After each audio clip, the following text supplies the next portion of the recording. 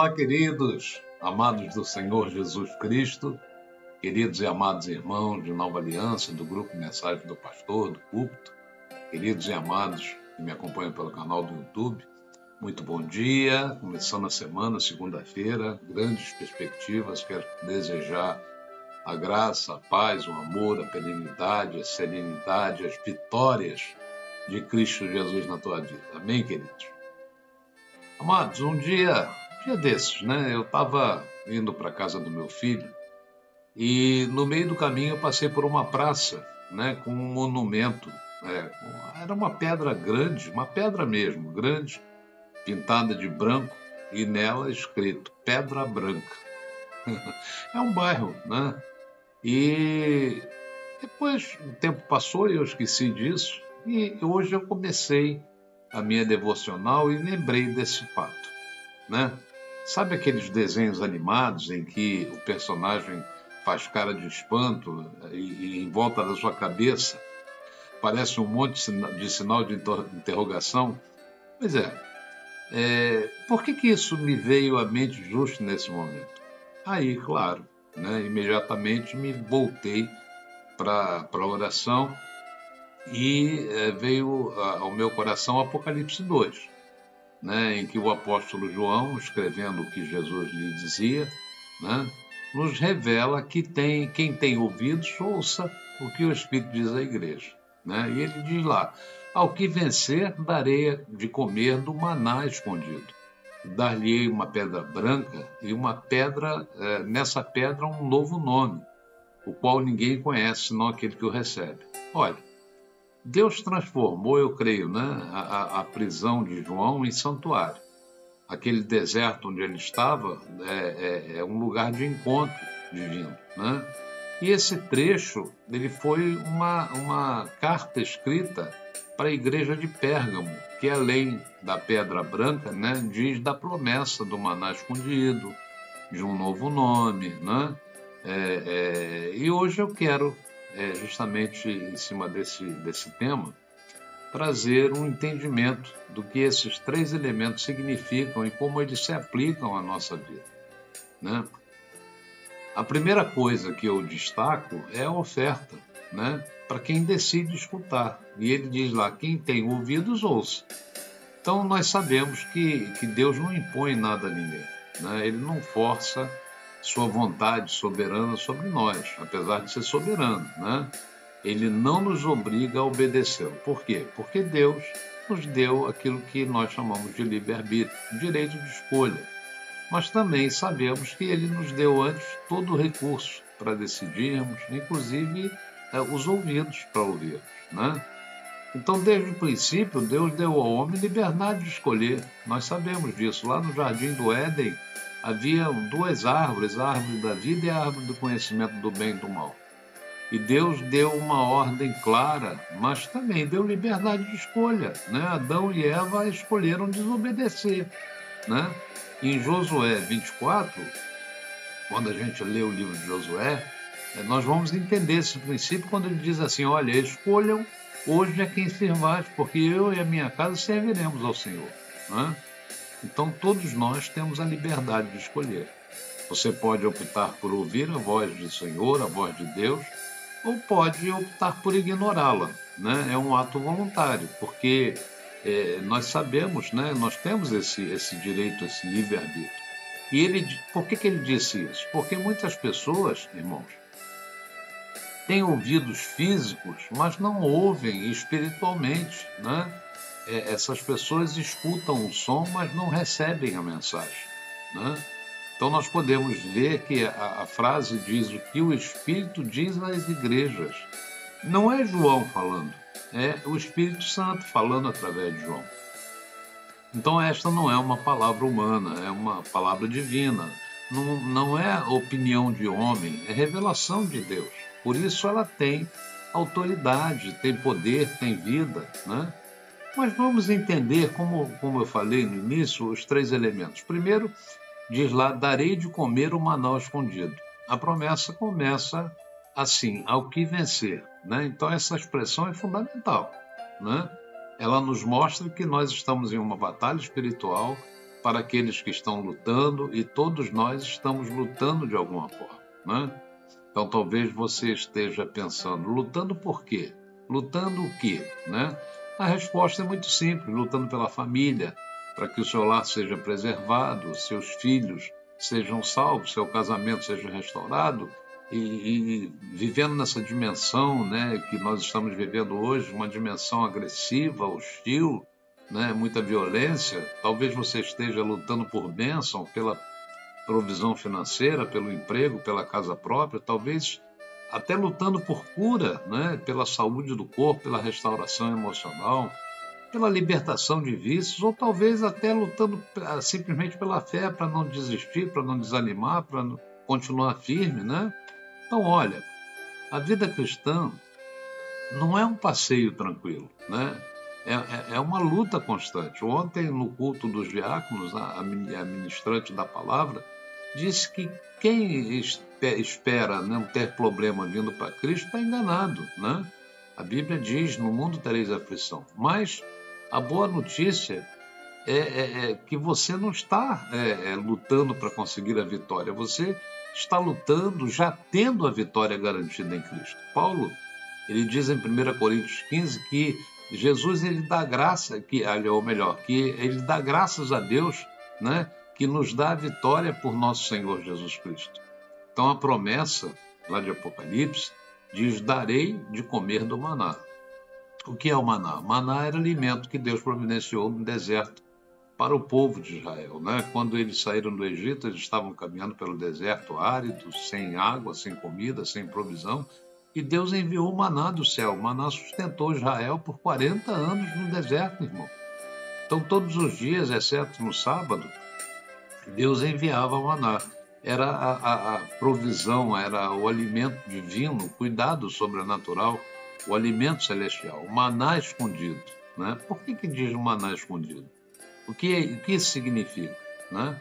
Aí, quando a gente olha Hebreus 9, nos dá uma pista, né? Continha a arca um vaso de ouro que continha o maná. O maná estava lá, na arca, dentro da arca, né? Parte do maná original foi guardado dentro da arca como memorial. Então, este maná, ele não estava disponível para todos. Ele estava escondido, reservado, guardado num lugar santíssimo. Então, da mesma forma, revelações de Deus, amados, bênçãos de Deus, experiências com Deus, que não estão disponíveis para todos, né? Apenas para os vencedores, né? Não é que Deus faça acepção de pessoas, não. A escolha é nossa, para aqueles que buscam a intimidade com Ele. Então, hoje, esse maná está sendo servido a você. Sabe o que é esse maná? É a palavra de Deus revelada pelo Espírito Santo. E Jesus registra isso em João 6, dizendo, eu sou o pão da vida. Vossos pais comeram o maná no deserto e morreram. E este é o pão que desce dos céus, porque o que dele comer não vai morrer. Eu sou o pão vivo que desceu dos céus. Se alguém comer deste pão, viverá para sempre. Olha, que afirmação maravilhosa, né? Então, o maná escondido é aquilo que alimenta a nossa alma, não apenas o nosso corpo, né? Bem, sabemos, nós vamos falar agora da pedra branca também no texto, né? Apocalipse, ele diz que ao que vencer darei de comer do maná escondido, darei uma pedra branca, e na pedra branca um novo nome escrito, o qual ninguém conhece senão aquele que o recebe, né? Na verdade, essa pedra branca é um símbolo, né, de vitória. Então, a gente precisa entender essa promessa conhecendo ali o contexto cultural daquela época, né? João ele escreveu o Apocalipse num período chamado greco-romano, né? A época dominada pela cultura grega e pelo Império Romano politicamente. Então, naquela época, havia muitas competições atléticas, lutas de arenas, eram os famosos Jogos Olímpicos, né, gregos, as lutas dos gladiadores romanos, as corridas, e apenas um homem representava o seu povo, sua cidade, sua nação, né, nessas competições. Aqueles que venciam as lutas eram honrados aos extremos, e quando retornavam à sua cidade natal, eram recebidos como heróis, né? Multidões os aclamavam, festas eram feitas em sua honra e eles eram recompensados com valores, propriedades, privilégios, né? Mas havia um problema: como identificar se alguém era de fato um vencedor? Como provar que ele havia conquistado a vitória na arena? É aí que está, eles recebiam uma identificação oficial, uma tabuleta de mármore branca, juntamente com essa pedra branca, e nessa pedra branca, que era o símbolo da vitória, a prova que aquele homem era um campeão, um vencedor, né? E com aquela pedra branca ele tinha o quê? Ele tinha acesso livre à presença do rei, direito a banquetes nos palácios, honra pública reconhecida por todos, privilégios especiais na sociedade. Agora, entenda a aplicação espiritual disso.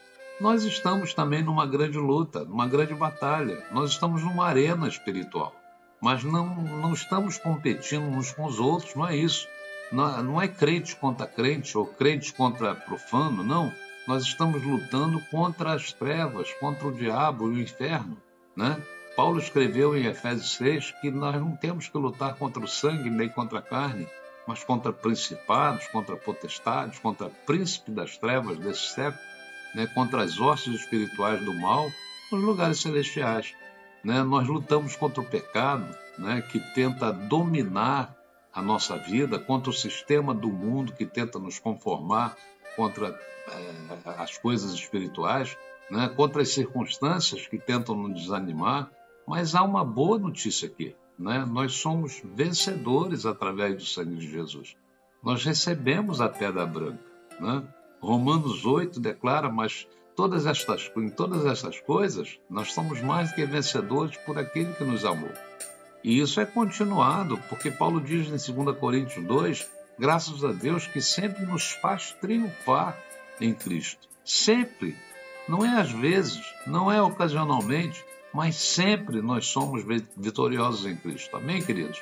Não é para vencer apenas uns domingos, quando a gente vem para a igreja, não é para vencer apenas nos encontros, né, da igreja, não. É para vencer todos os dias, no trabalho, na casa, na rua, nas tentações, nas provações. A pedra branca que Jesus promete nos dá acesso livre à presença de Deus, direito aos banquetes da boda do Cordeiro, né? Honra eterna no reino celestial como filhos de Deus. Um novo nome, né, escrito nessa pedra. Identidade pessoal com Deus, um novo nome. Isaías 62 diz que chamar-te-ão por um novo nome que a boca do Senhor determinará. Ninguém conhece senão aquele que recebe. A promessa, ela termina com algo extraordinário. E na pedra um novo nome escrito, o qual ninguém conhece senão aquele que o recebe.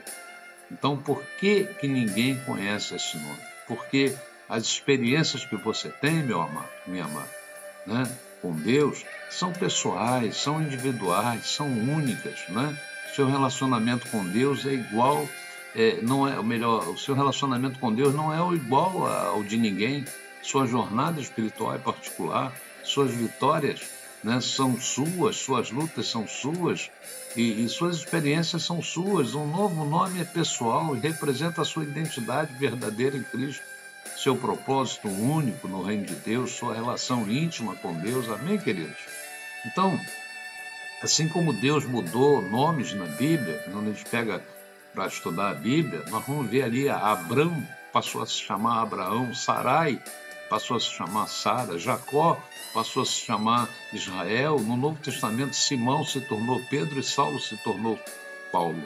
Então, queridos, eu termino essa reflexão afirmando que Jesus oferece hoje, continua oferecendo 3 promessas extraordinárias: o maná escondido, a pedra branca e um novo nome.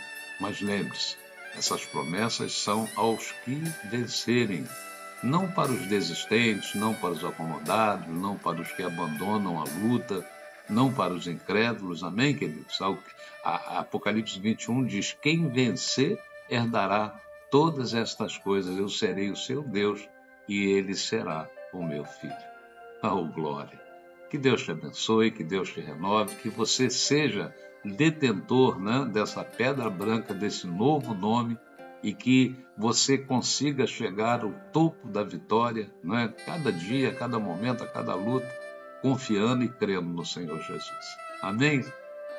Um beijo no teu coração. Olha, dá um like nessa mensagem, né? Inscreva-se nesse canal, compartilhe ela com alguém, porque isso é muito importante, né? E que Deus te abençoe. Até a próxima, queridos, em nome do Senhor Jesus.